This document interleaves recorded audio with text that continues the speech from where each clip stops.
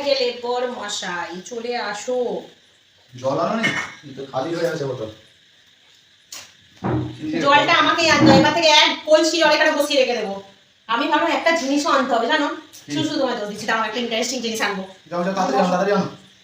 আমি আসতে গেলে খাওয়া শুরু করবে। হ্যাঁ হ্যাঁ হ্যাঁ ফাঁকা, আচ্ছা দেখি ওরটা। ও বাবা, মাংসের তরকারি, তাই তো? ঠিক আছে।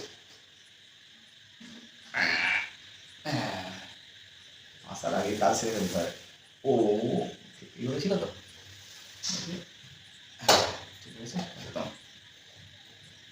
ব্যাস ব্যাস, আরে তাড়াতাড়ি এসো, জল আছে?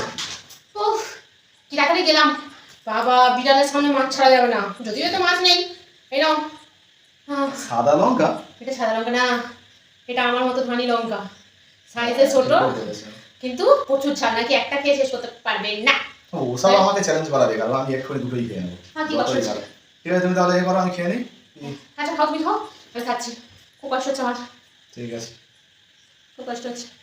আর শোনো, আগে কি বলছি, যা হয়েছে শুধু শুধু খেয়ে নাও। হ্যাঁ, এ বাবা, এরকম শুধু খাবার করেছো? জলে ঢেলে নেবে? কি জল ঢেলে নেবে? গরম ভাতে কি করে জল ঢালো তো ভালো লাগবে? তাহলে শুধু খেয়ে নাও। বাবা কি কষ্ট হচ্ছে, দৌড়ে দৌড়ে গেলাম, দৌড়ে দৌড়ে। এরকম খাবার করেছো? তুমি বসে আছো সেই জন্য তাড়াতাড়ি দৌড়ে দৌড়ে গেলাম। মা বললো এই লঙ্কা একটা খেয়ে শেষ করতে পারি না, এতটা ঝাল। আমি বলি দেখি ভাত খাওয়ার সময় খাবো, মুড়ি দিয়ে লঙ্কা একদম খেতে পারি না। একটু জল খাই। খাও খাও। মা বললো একটা বেশি খাওয়া যাবে না লঙ্কা। মা বলেছে তার মানে অনেকদিন থেকে দৌড়াদৌড়ি করি না, মানে দৌড়োই না তো, বিয়ের পর থেকে কোনো মেয়ে বউরাই দৌড়ায় না, যেমন বিয়ের আগে দৌড়ে দৌড়ে দৌড়ে দৌড়ে খেলা হয়। ওই জন্য আজকে দৌড়ে দিয়ে কি কষ্ট হচ্ছে আমার। প্রচুর কষ্ট হচ্ছে, তাহলে শরীরে একটু খাটাও। মানে বিয়ের পরে কত আরাম পেয়ে গেছো সেটা ভাবো, তাই না? সবসময় কি ওইরকম কথা বলতে নাকি সংসারের কাজ কি হাওয়া বলে হয়ে যায়? হয় না তো। আগে সে এক জীবন ছিল, কি সুন্দর মায়ের হাতে রান্না খাও, হাতটা পাতের মধ্যে দাও। কেন এখন বরের হাতে রান্না খেতে ভালো লাগছে না? কোন বছরে রান্না করলে কোন দিন ক্যালেন্ডারে ডাকটা তাহলে দিই। আমি শুনেছি বিয়ের আগে তুমি ভালো মাংস রান্না করতে, বাড়ির সবাইকে খাওয়াতে, সবাই রান্না করে। হ্যাঁ ভালো রান্না করে, ও ভালো রান্না করে, কিন্তু জীবনে আমি থাকাকালীন কোনোদিন মনে হচ্ছে যে তুমি নিজে আমায় করতে দাও না, আমার রান্না তোমার হয়তো পছন্দ হবে কিনা, সেই জন্য তুমি বানাও না। বিয়ের পর যদিও একবার মাংস রান্না করো, সে কি মাংস রান্না দুচুনি, মাংস ইট পাটকেলের মতো শক্ত হয়ে আছে। ডায়লগ দিও না, নাটকবাজি করছে শুধু। কি শক্ত মাংস, লোকের মানে খেতে পারবে না। ও খেয়েছে জানো, ও ছিল বাপের বাড়ি, তো আমাকে বলে দিচ্ছে ভক্তু মংটু। বাপের বাড়ি থাকলে আমি দেখেছিলাম ফ্রিজে ছিল মাংস। ফ্রিজে ছিল? হ্যাঁ, মিথ্যা কথা বলছো, চুপ করো। তুমি চুপ করো। সেদ্ধ করেনি কিচ্ছু না, কি শক্ত মাংস। এরকম চেষ্টা করে না, হাত দিয়েছি, এরকম স্পঞ্জও হয় না, শক্ত হয়ে আছে। আচ্ছা ঠিক আছে, না আবার রান্না করে, ভালো রান্না করি। আমার মিথ্যা কথা বলে ওইরকমই বলে আটকে যায় লোকে। মিথ্যা কথা নয়, আমার নামে বলছো তো তুমি মিথ্যা কথা বলো, ওই জন্য আমার কাছে হচ্ছে। আমি কত সুন্দর সুন্দর রেঁধে খাওয়াই, তাতেই বদনাম করে। আর ও একবার কি রেঁধে সব ইট পাটকে খাইছে না, কেউ সুনাম করবে। ঠিক আছে, তাও আমাকে দেয়নি। খাসি মাংস আনতে হবে না, এই সপ্তাহে মাংস খাবো না, বুঝলে? একদিন বিরিয়ানি নিয়ে আসবে। হ্যাঁ না না, আমি কালকে খাসির মাংস এনে খাবো। না না, ইলিশ মাছ আনো। হ্যাঁ, মাছ মাংস খেতে আর ভালো লাগে না, বুঝলে? প্রচন্ড গ্যাস ফ্যাস হচ্ছে তো, মাংস মাংস আর খাবো না। যদি ইলিশ মাছ নিয়ে আসো, ঠিক আছে? সর্ষে দিয়ে করো, তোমার তো বড়টা দেবো, ওই যে মাথার পরে যে ঘাড়ের কাজটা ওইটা দেবো, ওইটা বেশ বড় থাকে। মানে আমায় কি এতই বোকা মনে হয় তোমার? বেশি চালাকো তো না। ঠিক বলেছো। দেখলে তো কাল সয়াবিন করলাম, শুধু খাবার খাওয়া হবে না, কি হবে? তারপরে মাছওয়ালারাও এখন আসছে না, এত বৃষ্টি হচ্ছে, বলার উপায় নেই। কিছুই থাকছে না, তাই না? কিছুই থাকছে না। ডাল আছে, তাও অল্প আছে, জানো? ওই ডালটুকু অল্প করে করবো কালকে।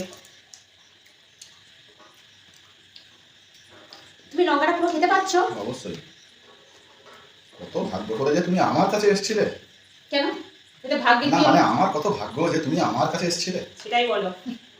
এত সুন্দর রান্না খেতে পাচ্ছো।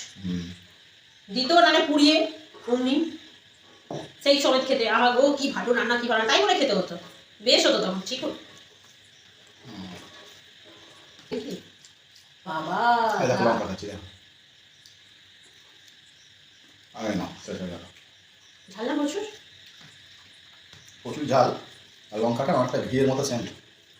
ঘি লঙ্কা যে মনে আছে আমার সঙ্গে কেউ দিয়েছিল ঘি লঙ্কা বাপের বাড়িতে,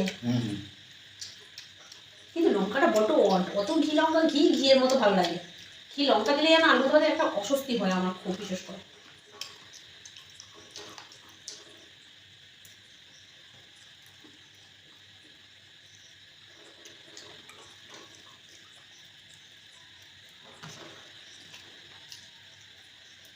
শুধু খাবার ভালো লাগে।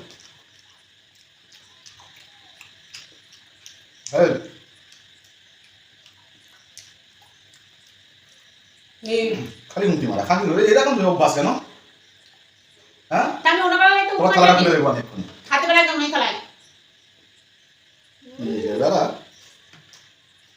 ইস, আরেকটুখানির জন্য একটা ভালো জিনিস মিস হয়ে গেল। দেখতে পাচ্ছিলাম কি দিয়ে ভাত খাচ্ছিল, বিশ্বাস হয় না তার সব কাউকে। দেখার আর কি আছে বলো? দাও থালাটা দাও, রেখে দিই, দেওয়ালটা দাও না। চলো চলো তোমার খেয়ে নিই। ও মা আমার চিকেন, আমার মুরগির তরকারি এদিকে ওদিক কত তরকারি সব খেয়ে নিলাম। আঙুল পা, আমি মুরগির পা গুলো খেতে ভালোবাসি বলে এতে নিয়ে রেখে কি অবস্থা। না বেটা খেতে পাচ্ছি না, দিয়ে দিলাম না।